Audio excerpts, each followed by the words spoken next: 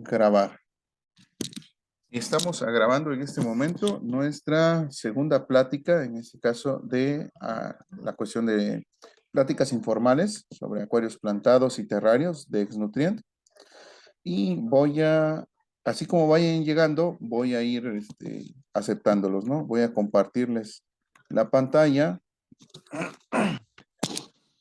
y me van a indicar si se logra ver.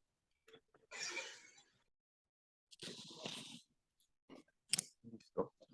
¿Logran ver la presentación? Sí, se ve. Perfecto. Vamos a ver, ahí dice, no escucho, Jonathan Mesa, posiblemente es tu audio la que no se escucha, porque ya hay varios que ya estamos haciendo la prueba de sonido y me están indicando que sí se está escuchando bastante bien. Bueno, entonces vamos a comenzar con esta plática. La plática se llama Diseño y construcción, acondicionamiento y estabilización biológica de los terrarios bioactivos de Exnutrient. Esta plática es la que nosotros dimos en la Expo Mascotas el 18 y 19 y 20 de noviembre, y que muchos no tuvieron la oportunidad de escuchar. Entonces, vamos a retransmitirlas, pues para que aquellos interesados en tener este tipo de ecosistemas, no solamente los acuarios son ecosistemas, también los terrarios, sepan cómo se construyen, es más, cómo construimos nosotros realmente nuestros ecosistemas. Martín dice, lado izquierdo, sonido musical, favor de desactivar. A ver si alguien tiene sonidos por ahí. Vamos a ver si alguien tiene activado su micrófono. No, están todos desactivados, entonces muy posiblemente es el mío. No voy a poder desactivarlo en mi caso. Porque si no, no escucho yo y no puedo hablar, ¿no? Ok, perfecto, ya está bien. Bueno.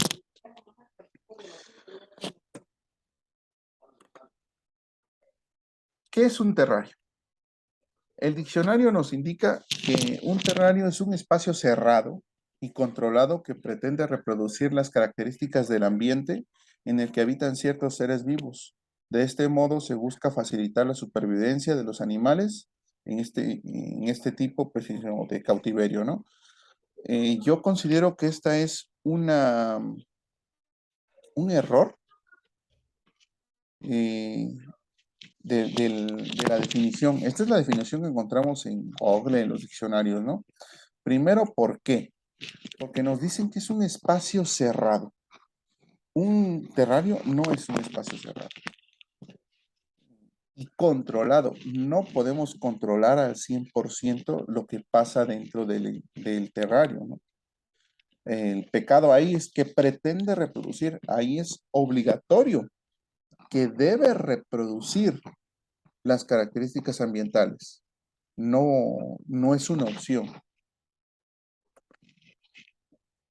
En el que habitan ciertos seres vivos, obviamente ahí sí vamos a tener razón, habitan ciertos seres vivos, y busca facilitar la supervivencia, también ese es un error, porque nosotros no queremos que haya supervivencia, sino que haya vivencia, que ellos vivan. Sobrevivir y vivir es una cosa muy diferente. Sobrevivir es tener los mínimos necesarios para vivir. Pueden estar pasando hambre y están viviendo, y nosotros no queremos eso para nuestros ejemplares, no queremos siquiera que estén sufriendo. Lo que queremos es que estén en condiciones adecuadas para que vivan bien. Y es por lo mismo que yo propongo la siguiente definición. La siguiente definición indica que es un ecosistema artificial estable que reproduce las condiciones ambientales necesarias para que se cumplan los ciclos biológicos que permiten el correcto desarrollo de los organismos vivos. Esa es la definición correcta de lo que habla un terrario. Aquí nosotros ya separamos lo que es un terrario a una maceta con plantas, lo mismo que con acuario. un acuario plantados a una maceta que tenga plantas acuáticas.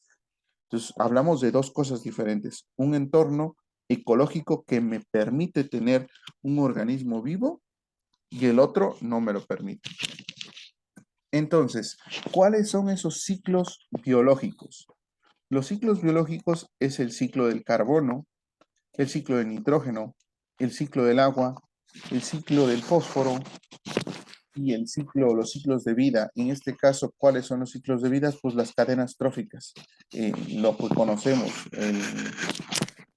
los herbívoros se comen a las plantas, el carnívoro primario al herbívoro, el carnívoro secundario, etcétera, etcétera, hasta que se mueren los descomponidores, eliminan esos cadáveres o restos orgánicos, los reintegran al ecosistema y se repite otra vez el ciclo. Ciclo del carbono por parte de las plantas, toman el carbono de la atmósfera, porque aquí ya hay atmósfera, no es agua, toman el carbono de la atmósfera, lo consumen, reproducen sus hojas, se mejora el tamaño de las hojas, mantiene cierto nivel de humedad, cierta temperatura por la cantidad de CO2 que mantienen los ecosistemas y de esta manera permite que todos los demás ciclos funcionen. El ciclo del nitrógeno, que se absorben la materia orgánica por parte de los organismos descomponedores de las bacterias y de los hongos que van a consumir y a suplir de este nitrógeno a las plantas.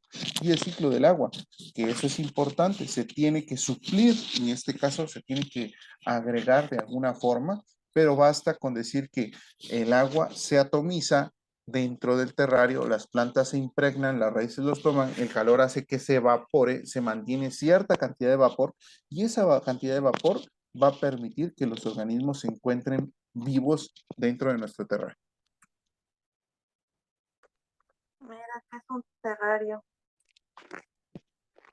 ¿Pudieran silenciar sus audios, por favor?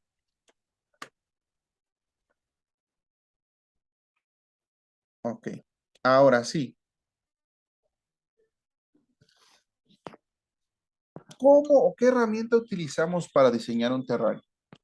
La herramienta más natural, la observación. ¿Y qué vamos a observar? Los ecosistemas. ¿Por qué? Porque siempre vamos a diseñar los terrarios en función del organismo animal que queramos tener, siempre en función del animalito que queramos tener.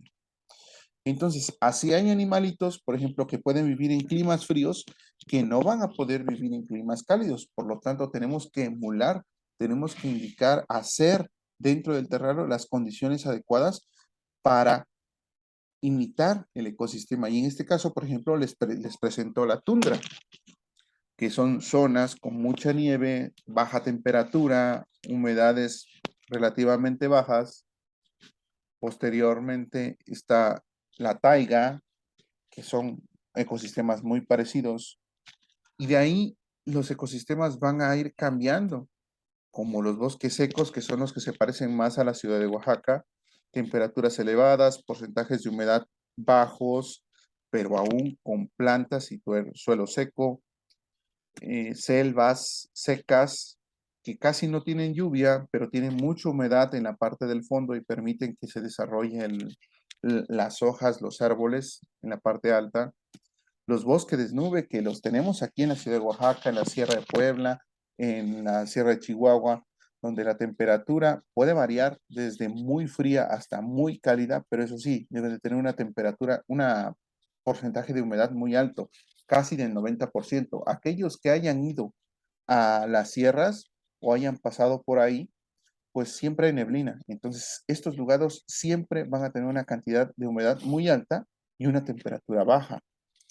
Posteriormente, los templados frondosos, que eso es la temperatura oscila entre los 2 y los 25 grados, con cantidad de humedad suficiente, como un 50-60% de humedad, y mucha vegetación en todos lados, en el suelo y en la parte alta, parte aérea.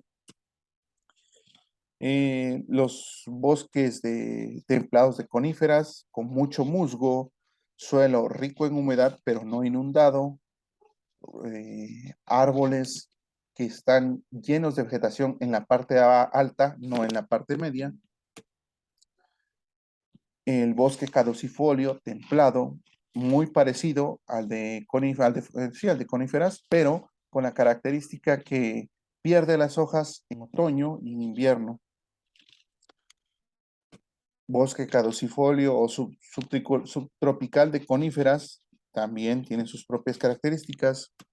Los bosques lluviosos que ya se van pareciendo más a los terrarios que nosotros conocemos. Estos bosques lluviosos tienen temperaturas medias entre 18 y 25 grados centígrados, pero con una cantidad de agua bastante alta. Tropicales lluviosos con mucha agua, muchísima agua y temperaturas entre los 25 y los 27. Selvas húmedas, perdón, la que vimos atrás era una selva húmeda. Que es un páramo, son secciones que se encuentran en las orillas de montañas o cerros cuya intercambio de aire es muy alto, o sea, hay muchísimo aire y por lo tanto hay muchísima evaporación, muy baja temperatura y humedad muy pobre. Es como un desierto frío. Y de ahí el contrario, en los pantanos, que son prácticamente suelos inundados completamente llenos de agua, suelos que si tú les metes el dedo en el suelo o una varita, a los 10, 15 centímetros lo sacas y huele completamente a podrido, a descompuesto. Son suelos muy ricos en materia orgánica, viven muchos animales ahí, pero las características a veces no son las adecuadas para tenerlos dentro de casa porque suelen tener un mal olor. Las praderas, que son temperaturas medias, campos bastante extensos, pastizales y días templados, noches fríos, y los desiertos. Y estos desiertos son temperaturas muy altas, hay diferentes tipos de desiertos, pero principalmente digamos que son temperaturas muy altas, muy bajo porcentaje de humedad, suelo pobre de nutrientes y mucho intercambio de viento. Entonces, con esto, ¿qué logramos tener? Que hay ciertas características especiales con las cuales nos vamos a identificar para poder construir nuestro terrario. El porcentaje de humedad, la temperatura, el fotoperiodo, el intercambio gaseoso y la presión y altitud. Porcentaje de humedad es la cantidad de agua que nosotros vamos a aportar a toda la atmósfera del terrario. La temperatura, obviamente ya sabemos si es baja o alta, el calor o el frío. El fotoperiodo es importante porque, por ejemplo, la taiga y la tundra tienen fotoperiodos cortos, es decir, iluminación de 5, 6 hasta 7 horas, mientras que la noche es muy larga. El intercambio gaseoso no es lo mismo, por ejemplo, en una selva húmeda, que el intercambio gaseoso es muy poco, casi no hay viento, que por ejemplo en un páramo, que la cantidad de viento es brutal, hay muchísimo intercambio de viento, aunque haya una concentración de humedad alta, el intercambio de viento es muy, muy, muy alto. Y la presión y altitud, eso sí es muy importante. No lo vamos a poder controlar eso aquí. ¿Por qué? Porque la presión y la altitud depende de la altura en donde te encuentres viviendo. Nosotros, por ejemplo, en Oaxaca me parece que estamos a 3.600 metros sobre el nivel del mar. Los organismos que están a nivel del mar no van a poder vivir estando aquí. Y los organismos que están en montaña tampoco van a poder vivir aquí. Entonces, se recomienda que cada quien elija un organismo de acuerdo a la zona en donde se encuentra. Si en este caso, no sé, por favor, pueden, Víctor,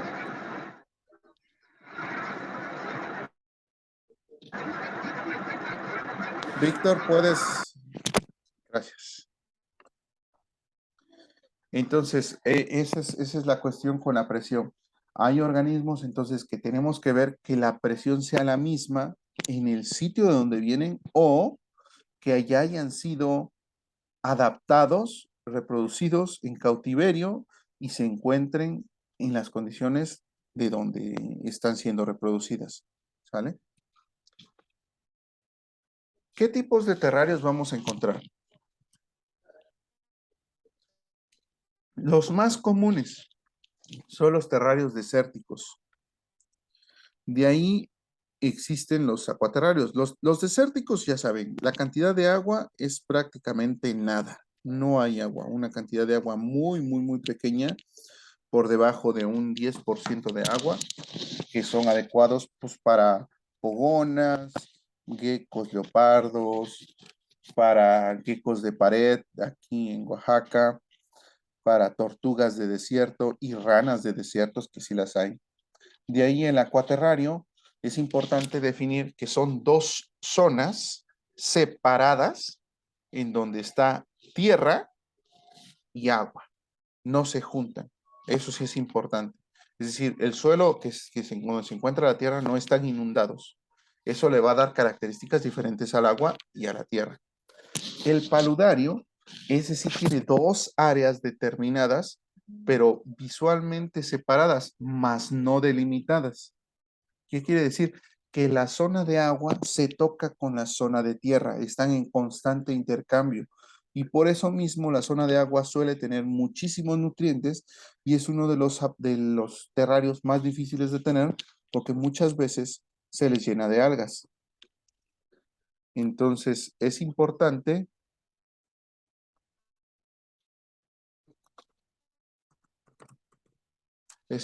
tomar en cuenta que en este tipo de terrarios hay que tener un poquito más de cuidado. No quiere decir que sea imposible, pero sí hay que tener un poquito más de cuidado. Y los terrarios tropicales. Los terrarios tropicales son muy parecidos a la selva. Es el otro extremo del desierto. Entonces, en uno hay mucho calor y nada de agua y mucho viento. Y en el terrario tropical hay mucho calor, mucha agua y muy poco viento. ¿Vale? Entonces son los generales, pero no quiere decir que sean los únicos. Con esta información que yo les estoy dando, ustedes van a poder realizar el terrario del ejemplar que ustedes quieran, ya que son las mismas informaciones que nosotros manejamos para todas las especies.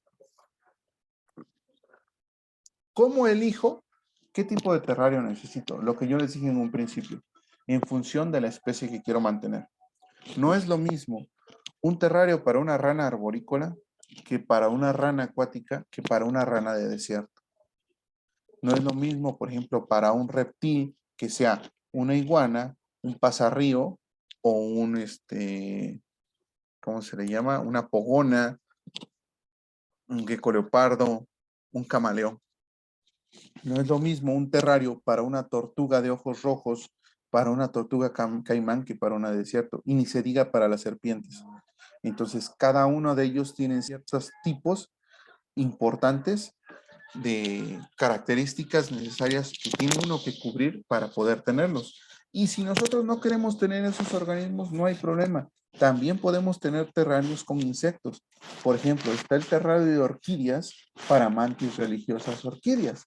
Entonces, al igual, el terrario de mantis religiosa orquídea va a ser diferente al terrario de mantis religiosa hojarasca seca que hojarasca húmeda que la mantis religiosa normal. Entonces, son muy diferentes. Puedes meter hormigas, terrarios para hormigas también, o puedes tener isópodos. Y cada isópodo tiene características específicas de acuerdo al sitio en donde es recolectado o de donde viene originalmente. Antes de que avancemos, hasta acá, ¿hay alguna duda, alguna pregunta? Ok, Abril, ¿qué es un isópodo? Un isópodo es esto que se ve aquí en la imagen con mi cursor. Es lo que conocemos como cochinilla en México o como puerquito de tierra en algunos países de Sudamérica. Son unas conchitas color gris, amarillas, negras, blancas, que se alimentan de desechos. Es difícil su mantenimiento artificial, pero ya cuando tienen un terrario es súper fácil, súper fácil que se les dé. Y andan ocultos debajo de los troncos, de las hojas, etcétera. Son la máquina principal para descomposición de las plantas descompuestas, pero de las hojas que se tiran. ¿Sale? Hasta acá, ¿hay alguna pregunta? Les digo sobre las preguntas porque tenemos 7 minutos para que esta sesión termine, expire y nos vamos a tener que volver a conectar después. Entonces déjenme ver cuántos estamos conectados ahorita.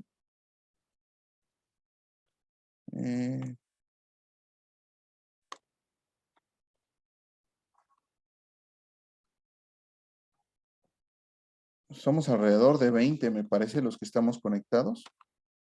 Entonces, para los que van entrando, en general, lo que se pueden llevar de este módulo es que un terrario siempre se va a construir en función del organismo vivo que queramos tener, tomando en cuenta algunos parámetros: porcentaje de humedad, temperatura. Repito, porcentaje de humedad, temperatura, ciclo luminoso, la cantidad de luz, intercambio gaseoso y la presión o la altitud. En este caso se recomienda que nosotros tengamos ejemplares de la zona en donde estamos o de una zona parecida del continente que tenga este tipo de propiedades de la misma zona en donde nos encontramos. ¿Dudas? ¿Preguntas? Si no hay ninguna, nos salimos y regresamos, nos unimos nuevamente para volver otra vez con el resto de la presentación, ¿no? Entonces somos 18 participantes. Espero verlos en la siguiente parte en un ratito. Nos estamos viendo de regreso, ¿eh? Terminamos la sesión. ¿Cómo en cuánto? ¿Perdón? ¿Cómo en Ya, terminando cuántos inmediatamente. minutos? Un minuto. Terminas y ya cierro y vuelvo a abrirla. ¿Sale? Ah, ok, gracias. ¿Sale? Los estamos viendo.